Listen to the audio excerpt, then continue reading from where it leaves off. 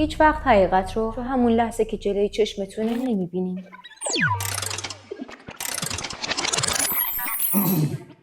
نه چون پیچیده است، چون نمیخواین ببینید.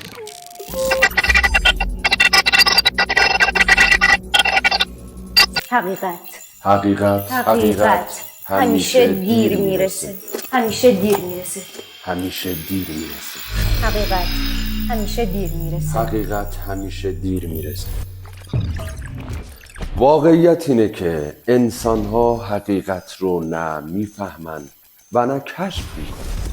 فقط وقتی که دیگه مجبور میشن قبول میکنن. مثلا وقتی همه نشونه ها داد میزنن که این کار اشتباهه، شما میگین نه، فقط بد شروع شد.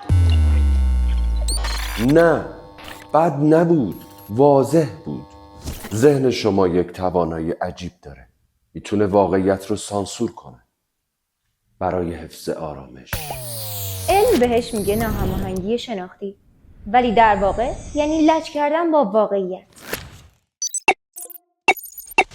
ولی خاموش کردنش با پاک کردنش فرق داره.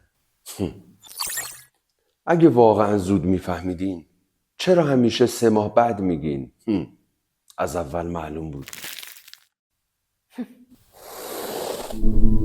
اگه معلوم بود چرا نگفتی؟ چون خودت هم نمیخواستی بدونی. وقتی یه نفر واضحه که نمیمونه ولی شما میگین نه، خسته بود. وقتی یه پروژه از اول اشتباهه ولی شما میگین یه فرصت دیگه بهش بدین.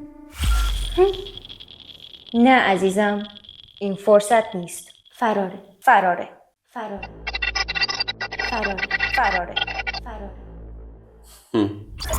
انسان ها دیر میفهمن چون زود امیدوار میشن.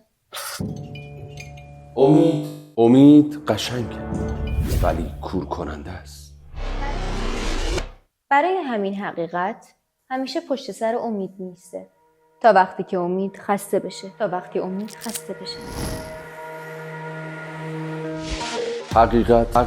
حقیقت مثل نور مستقیم. وقتی بزنه چشماتونو میسوزونه.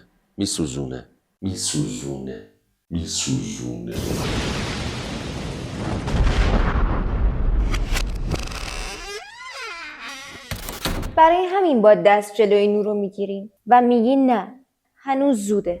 ولی نور صبر میکنه. پس مشکلی نیست که دیر میفهمین. مشکل اینه که زود انکار میکنه.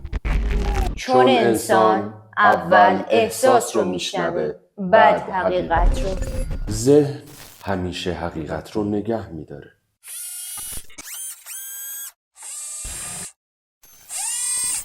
این شما هستین که دیر قبولش میکنین.